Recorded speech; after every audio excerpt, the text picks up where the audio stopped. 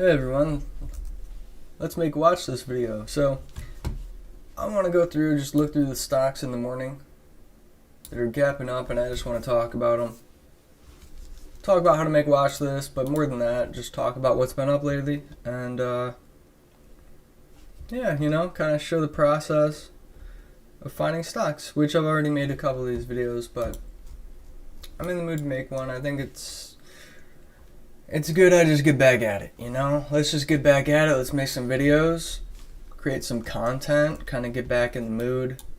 I've been in the mood for it lately, and I've been settling down in the new house, so things are feeling good. I've obviously had some major F-ups lately, but hey, that's gonna happen throughout a trading career, and I think that yeah, I gotta think about big picture, yeah, last year has been rough, but big picture, I want to be in this game for a very long time, and I sometimes lose sight of that. I want to be in this for the next 20, 30 years. I really need to stop worrying about the short term, the day-to-day, I just gotta stop worrying about it. And the couple of words that come to my mind are patience and being meticulous. Looking at every little detail and breaking it down and taking your time to really say, is this a spot I want to take? And being picky. And just having the patience to wait for those candles to look really, really good, or for it to be in a zone that's really, really safe, or this or that, or another thing, sizing. Like if you take big size and you're just constantly taking big size trying to get a home run, that's a form of lacking patience, when in reality doing that will just drive you insane. It will drive you insane taking massive size, being overly stressed and overly emotional, looking for that next big hit. Whether you're looking for a financial, you're looking for that financial gain, you're looking for that adrenaline rush. If you're a gambler like myself, you're looking for adrenaline rush. I'm looking for money too, but when you're looking for money and adrenaline, that's a bad combination. So, look, yeah, I'm on a big downswing right now. Probably equally as bad as my worst one. I don't know exactly how much because, I'm trying to update my profit a while. I just got to take the time to get the exact number, but I know it's got to be around 80K. I think 80K downswing at this point. So something that's pretty much worst thing ever. As far as like when I first started trading, I used to think it was crazy to go on a 5K downswing, and now here I am like, oh, I'm on an 80K downswing, maybe even 90K. It's just getting to a point where it's nuts. It's nuts. I'm being irresponsible. I'm doing things I never thought I would do some of the things that I've been doing lately. And the reality is I'm just trading in a disgustingly irresponsible way. There's no other way to put it. It's been really hard, to come to terms with that reality and that fact. I am trading like somebody who is not taking trading seriously. I'm not trading like it's my job. I'm trading like I just want to go to the casino, which in that case, why don't I just go to the casino and put some money on black or red, right? That is, and it's sick. It's sick because I just get upset with myself because I am acting and trading in a way that I used to be so disgusted by, and I used to You know, people would troll me by saying I was gonna end up like this, and you know, I'm letting them win. Essentially, I'm letting them win. Why am I letting the haters win, right? But you know who your number one hater is? It can be yourself. The right time in the right place, you can be your number one hater. So that's kind of what I've become. I've kind of become my number one hater. And I don't want to be. I want to love myself, you know? You should love yourself. You should support yourself. You should have confidence in yourself. Confidence is another important word that really saved my career, is just having the confidence and the self-belief that I would get there, you know, that I would go slowly but surely in the right steps and take it slow, be responsible, and I would get to the finish line, you know. I could make it to the other side, and I did achieve that. But once you're there, you know, as it's a couple sayings, but you know, like hard work brings success, whatever success brings laziness, laziness brings downfall, something like that. That's pretty much the cycle that I took. It's just you get comfortable, you get kind of complacent, and you know, in my case, I certainly. I mean, I know I stopped putting in the work. Like, compared to my earlier days, I'm putting in like probably 1/4, right? Maybe a quarter of the work that I used to put in. And it's not like I'm in front of the computer less. It's more just my focus isn't really what it used to be. I'm kind of all over the place. And I'm jumping in random things at random times, and I'm just looking for these big hits.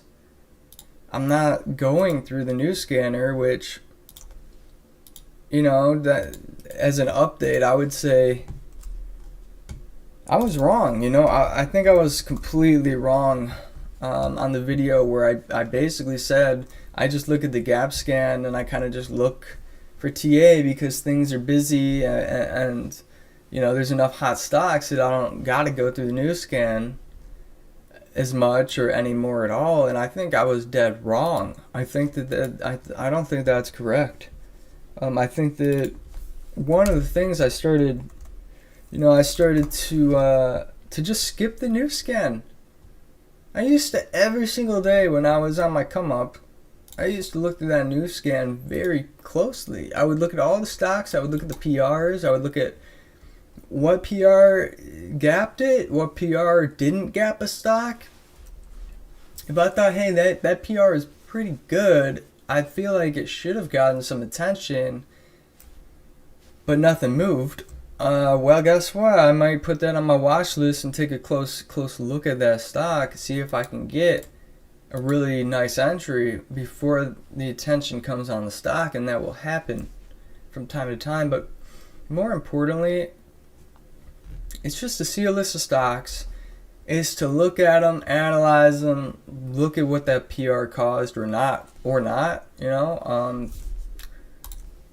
Look at the industry, look at these different things, and you know, just it's mostly just about thinking. You're taking the time to think about factors, think about stocks. And instead of thinking about them, I'm kind of just reacting to them at this point. So, yeah, I want to get back to looking at the news scan every morning and really taking the time. You know, I think it's important. So, quick thing on AGFY. This stock, it was like a hot penny stock, okay, and then it did so it had this initial pop, it washed out, popped again, washed out again. And what I've been noticing lately is the stocks are doing this. Stocks are creating this very strange kind of multi-day, multi-week descending triangle, which, if you know, we used to see this pre-market pop, and then we used to see this descending triangle within the first, 30 minutes to an hour of market open, and then this move would happen in the afternoon or even 10:30 a.m. So this is a very good example of TA that I used to play over and over and over and over when the market was red hot, historically hot market. This setup would occur all within one day. This move would occur all within one day. Sorry, bumped my mic. All within one day, right? There is something very special about that because you could quickly get in. You can make tons of money in a very fast amount of time. Your capital wouldn't be tied up for a long period of time, and you can move on with your life. And it made it really easy to kind of just have this mix of patience, but also locking in profits. Also letting it run, because it was like you had to have patience, but you didn't need that much patience because it would get going so fast. You would just be up so much money, you would lock it up. It was like a no-brainer. But now, as you can see, I mean, the initial pop, the entry zone from that initial pop was 1, 2, 3, 4. 4 days later. It's pretty hard to keep track of it. It's hard to remember the stock. It's hard to be comfortable because you're working with a 4-day time frame now, and it's like things get fuzzy. Things kind of get, your judgments get so, I find it much harder to trade in these slow conditions because you don't know if you're right or wrong. In a fast time frame, it's, for my personality type, it is torture. It is mental torment. I like to be able to get in and know within 5, 10, 15, 20 minutes, hey, is this gonna work or not? I want to know. And with some of these bigger time frames, the entry zone occurs and that guy's gonna stay there for a day. It might stay there for 2 days. And you kind of just got to risk the range. And now you have to swing trade it. And it's like this list of what you got to do now. It's like this, it's a much longer list. It's much slower. Now you don't know if a play is going to work or not. And you have perhaps half of your trading account locked in that account. Meanwhile, you see other things moving. You see other setups that you want to take. All of a sudden your mind wanders from the play that you're in, and there you go. Then you lose it because then you're like, man, this play is too slow. I don't know. I want my capital back. I want to be able to trade this, or I want to trade that, and I think this setup could make more money. And it gives you too much time to think. It gives you way too much time, and then your mind wanders, and then you abandon your trading plan of the play that you're in. Because that guy's going to take a week, right? It's going to take a week. I don't want my capital tied up for a week. But the reality is, that's the market we're in. We're in a very slow motion market. All right? Slow motion market. You got to just accept it. I have to accept it, okay? Anyways, on this night, I saw a PR come out. It was, basically, when a stock goes from $25 to $1, $1.60, so the company did an offering. So what that is, it's just a program. They sell shares to the open market, and it increases the float, and that company raises money while screwing all of their shareholders. I have no idea how it's legal, but it is. So that's what they did. They sold stock. They got $15 million in cash proceeds that they can now use to run their business, to try to hopefully grow the business and help the shareholders in the long term, right? That's the thought process. Doesn't make a whole lot of sense to me if the stock price in the short term goes down this much. I mean, it's just, I don't know. It doesn't seem that beneficial for shareholders. But I saw that PR, and it wasn't even a good PR. Really, it was not very good because in the details, I don't know if I can see it here, but Yeah, it says the company had 34.6 million of remaining availability for future issuances of common stock under the ATM program.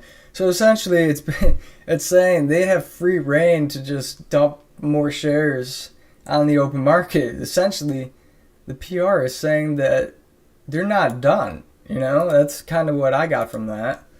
So my initial reaction was, well, that's really bad PR. But it is a PR, and the stock is down, 95%. Any PR could technically cause a bounce, even a bad PR, because this is really what the idea is. That PR is bad in my opinion, okay? But if that PR, even though people see the news release and there's no sell pressure, what that tells me is that for now at least, the company is probably done dumping shares for now. And there's nobody left in the stock to sell because everybody got the hell out of this at this point, so sold off. So then you get this scenario where it's able to kind of hold the support zone, which is that 160 area. It doesn't sell off anymore. And then it starts to perk back, and that's when I'm taking shares because I say, essentially a bad PR didn't cause a new breakdown. They held the level. They're probably done for now. A PR is a PR, probably got some odds on it. I'm just going to take shares, try to get the bounce. And I took a lot. I took a lot of shares. So this is kind of what I don't really like that I took 40,000 shares, but I took 40,000 shares. All right, at 166 average on this curl up, risking the low, risking 159. So it was a 7-cent risk on 40,000 shares. That's $2,800 risk. When it was in the 220 range, I was up $20,000. I got greedy. And I wanted to try to get a crazy bounce because the day did feel hot, to be fair. It did feel like a really hot day. Look, I basically just got in this mindset. I want $5 or nothing. That's the mindset I got in, but you know what? That mindset has been destroying me. But here's the major thing. I'm going to tell you when I should have sold and when I knew I should have sold. So there are certain things that occur in trading that are such a high percentage, you're crazy if you don't take action. So something that I've seen over my career, when a stock is able to curl and then retest major level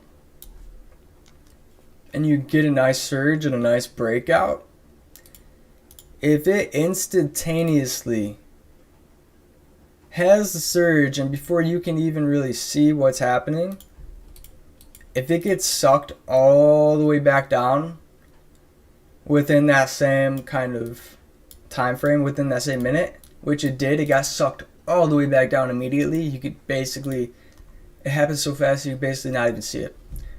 That is, I've seen that so many times, and it's always the beginning of the end. So as soon as that happened, I said out loud, that just got sucked back down into the range. This play's over. You need to sell. And man, I don't know what was wrong with me, but I couldn't let it go. I was so attached to the dream of this massive 6-figure play. I got so attached to that dream that even though I was saying out loud, dude, this play's over and you need to get out, I could not control my body to sell it. This has been happening more to me lately, and it's scary. It really is. It freaks me out because logically you know what the right move is, and physically you just don't react. And I didn't react. I did nothing. Absolutely nothing. And then I just waited and waited. And then on this perk I added 10,000 shares, and now I have 50,000 shares at 170 average. I don't get a pop, it starts to come down, and I'm just sitting there so stubborn, but I finally sell.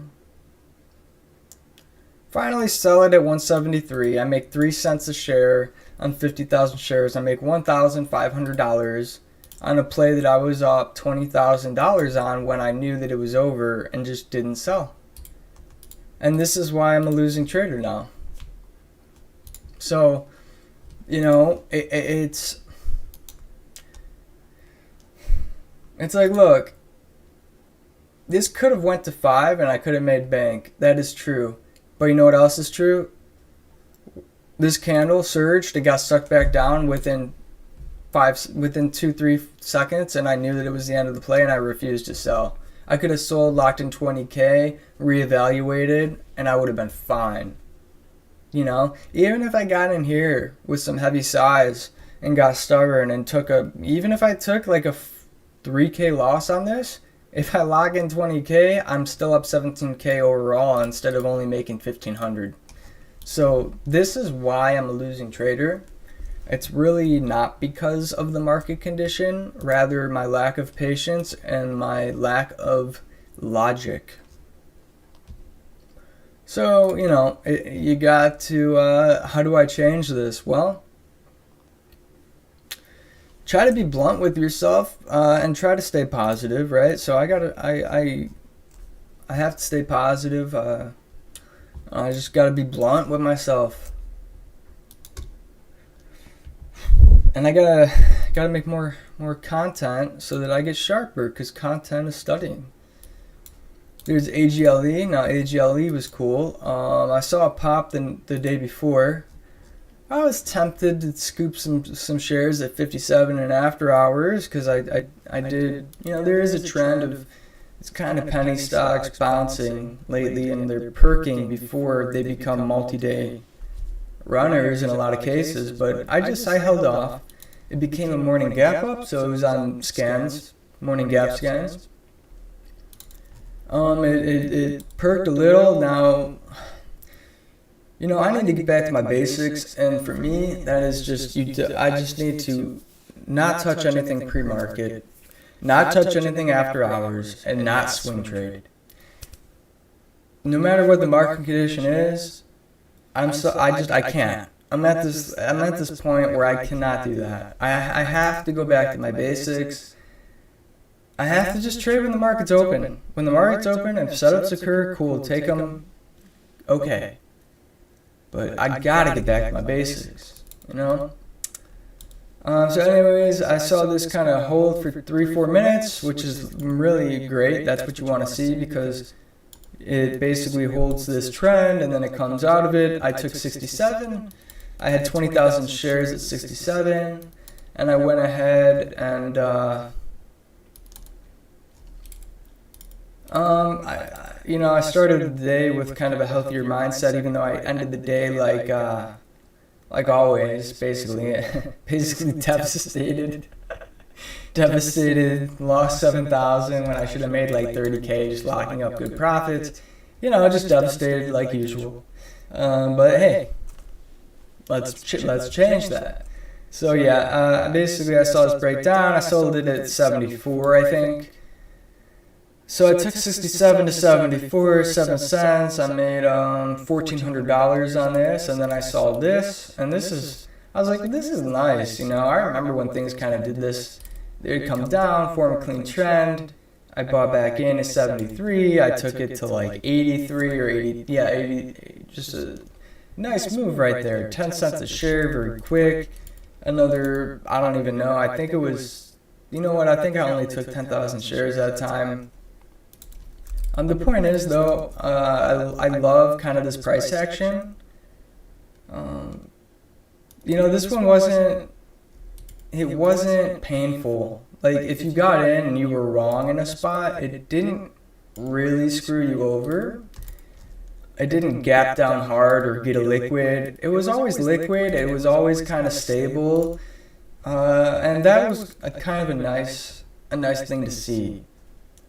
Another great setup here in the afternoon as it kind of holds that range all day. Forms that kind of, this is a bottom, this is another bottom area. And then as it holds, you can definitely start taking this on the curl up. You know, whether it's this area or this area, the idea is to risk that major support, and you get a nice run for a scalp, you know, wherever you end up selling it, this area or this area. Hey, you can clearly see there's multiple places throughout the day on this. And that's the exact type of price action, the volume. That's exactly what you want to see before you take a trade. You know, something that is just liquid and it's not playing games with you, I guess is what I'm trying to get to. There's a lot of stocks lately, they just play games, you know? It's like not even real humans trading it. So I gotta stick to plays that are gapping up in the morning or have very, very clear kind of multi-day setups. For example, RBT is one that I want to watch today because it's kind of this type of stock. It perks up, it washes lower, and then it's able to perk again and create these kind of secondary plays. And now I've seen that it's washed out, it's kind of stabilized, and I'm curious if it can come back up here and then re-pop again, maybe to 250. I'm kind of curious to see if it can do that.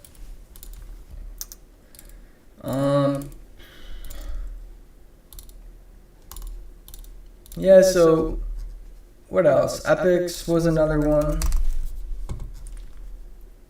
So this stock kind of kills me because I saw the PR. I initially did actually jump in at 186 just for a small amount. 600 shares is what I got filled for. And then it made this run up to 225, and I'm thinking based on the long-term chart, I was thinking, hey, this is a really nice PR, the stock's really sold off, let me just try to get $1 a share. What ended up happening is it washed all the way back down, and I started to add at this spot. So basically it held, and then I started adding here, and then it broke down, and I got spooked and I sold my entire position. And basically in this zone, I was so confident in the setup, and I liked the news. I really thought it was going to be a big runner. I took big size, so I was in 15,000 shares, and when it broke down, I sold it at like 190, and my average was 197. So I took like $1,000 loss on that. And then, of course, after the breakdown, it holds this micro range and then surges and then just never stops. So I took $1,000 loss in pre-market, and it really kind of put me off to the idea of trading it, when maybe the reality is, you know, maybe I should have never even touched it. And then after, if I see it recovers that range or wants to retest the pre-market range, then maybe just wait for a solid entry zone, which would have been this kind of, to me, I see a 3-minute setup, so maybe something like this where you kind of see it form this range, I would say, and then it kind of breaks out of that range. You can see it's going to try to test it to make a breakout of this micro pattern. Forms a 3-minute flag setup. You could take it, start taking it at 218. I would probably risk 210, 211, 212, something like that. And then, yeah, if you're comfortable that this might be the runner of the day, I would just hold on tight and see where it takes you. So, you know, you can lock in profits anywhere you want. That's on you. But the main thing that I would do is, if you lock in profits, then you have what I would call profit cushion, which is you have a large amount of money that you're up on the stock for the day. If it forms kind of another setup, which it does, it kind of forms this consolidation, this micro range, you say, well, this is a bullish stock. When it creates these micro ranges, it's so far has been able to break out of them and continue higher. It's a very hot stock. Let's give it another try.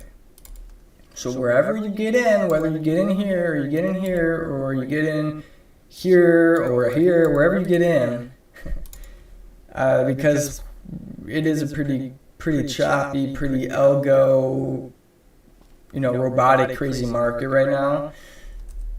And getting the exact entry zone is almost impossible nowadays. You really just got to take an entry and risk the range. So the range that has been set up, I see something like 267 risk. So basically, if it goes to 260, I would sell it. So wherever you get in, say, okay, it's setting up again, let me try it again. Once again, you get a nice move, and you can lock in profits again. So if a stock's bullish and hot and working, and you've already made a lot of money on it on the lower range, I think you can definitely justify going for it again on those higher up ranges. And obviously the higher up it got, kind of the more choppy and unpredictable it got. So it becomes, the higher it goes, I find it's becomes harder and harder to play. Now on Friday I'm going to show you a play I took on it. Now I took an L on this right here because I jumped the gun and I got in too early. So I saw this setting up, I saw it break out here, I took it in this area thinking it was going to pop up, but it popped down. Okay. So I got screwed on that, and I had a lot of shares, maybe just 5,000, but I know I lost like 1,000 on that. I think I took a $500 loss in this area, because I was really confident it was going to have kind of a third day perk, because it was holding this overall, it was holding gains quite well. For a stock like this to go from 2 to the 6 area and then be able to hold 4, it's holding a good percentage of its gains. So I thought it would make another test, I thought that was very possible.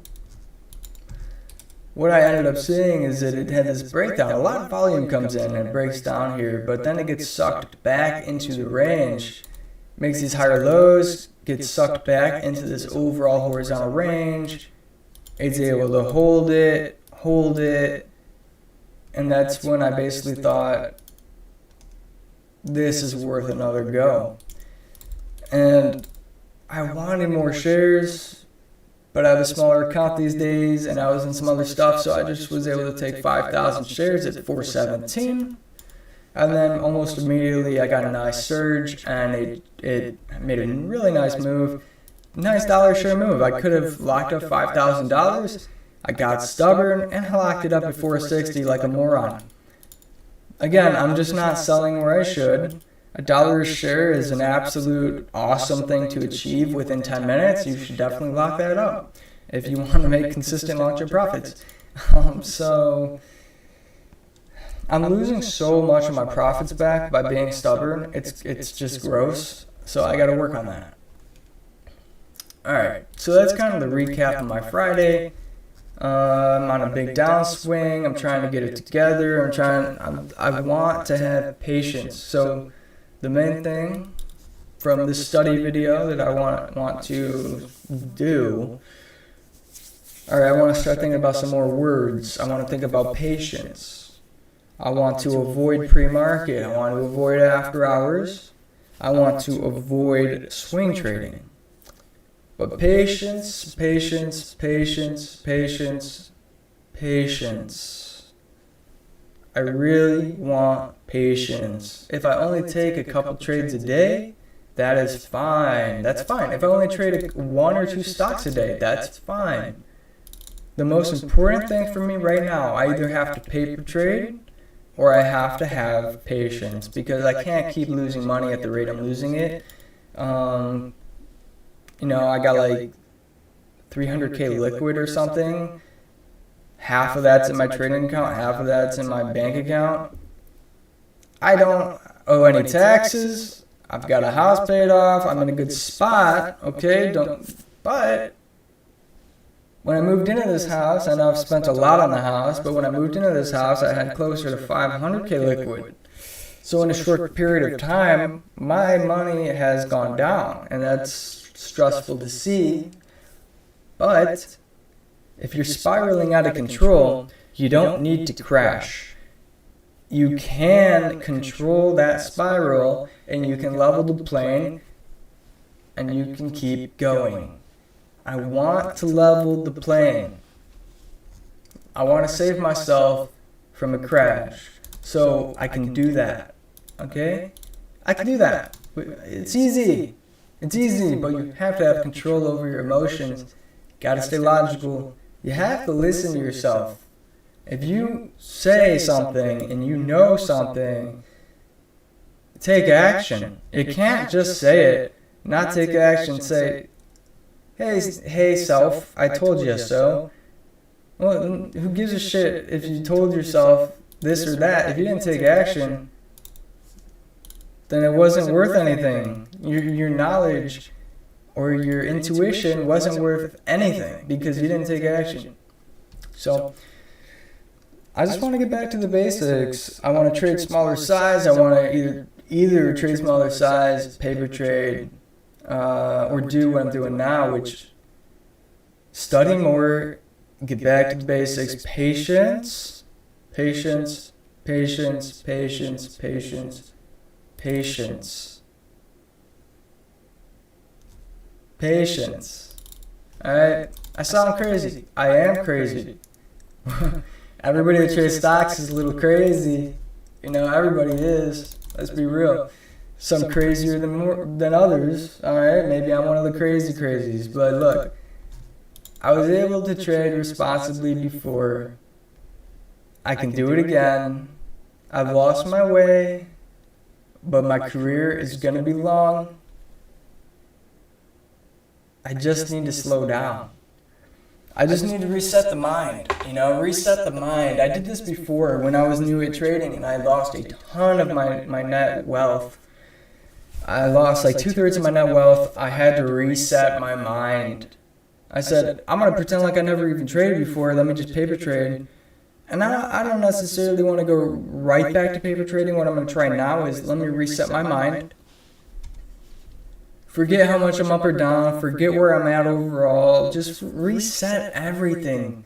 Go back to the basics and start paying attention and listening to the stocks. Start locking in profits. Start trading more specific, carefully, meticulously, have patience. Trade a little bit smaller. Lock in profits faster. I just need to make the adjustments, but the most important thing that I need to do is study. Doing what I'm doing right now. Because what is this video? It's a study video. It's a journal video. It's a self-journal video for me. It's a study video for others that want to watch and work on themselves with me and follow the journey and become their own trader in the future. It's a video where we look, we think, we analyze. You do those things enough, you'll get better. You'll have more control over yourself. You'll be sharper. If you quit doing those things, you just show up, you jump in random stuff at random times because you got a lot of money and you just want to make money and you want to gamble like I have been doing for the last year. The results don't show up. They just don't. They don't show up. The amount of... You have to be so sharp mentally, and you got to be on top of your game to make money in trading. You just do. Everybody knows it. We've all known it. A small percentage of people make money on average. Why is that? You got to be sharp. You have to be on top of your game. This is not easy. It never will be easy. Everybody knows this. But when, the human mind is difficult to control. It's very difficult to control the human mind. So you can go through cycles of having great control over yourself and then completely lose it and have no control over yourself. And you gotta fight to gain control over your mind. Because your mind will never want to do what you want. Man. Just be self-aware that you're always fighting yourself.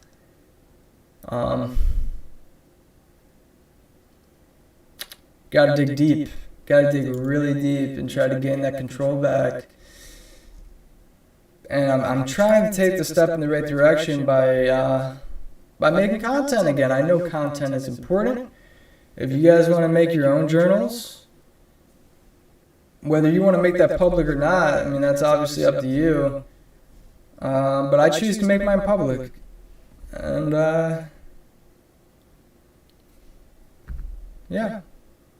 I'm happy with this video. I'm happy with the brainstorming and the thought processes that I was able to talk about and kind of just let marinate and sit there.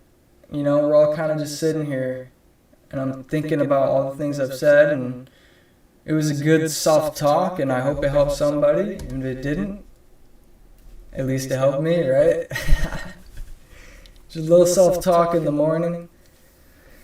Market's going to start soon, 9:18. Market starts in 12 minutes. I'm not even worried about trading right now. You know, in fact, I'm really happy with just kind of chilling and just paper trading today. So my goal is to make as few trades as possible today and just kind of learn. All right, I'm going to end the video there. Lots of rambling. Kind of just, that's where I'm at right now. You know, I'm just rambling, but I'm just trying to learn again. Take it slow, have patience. Okay. All right. Thanks. See ya, everybody.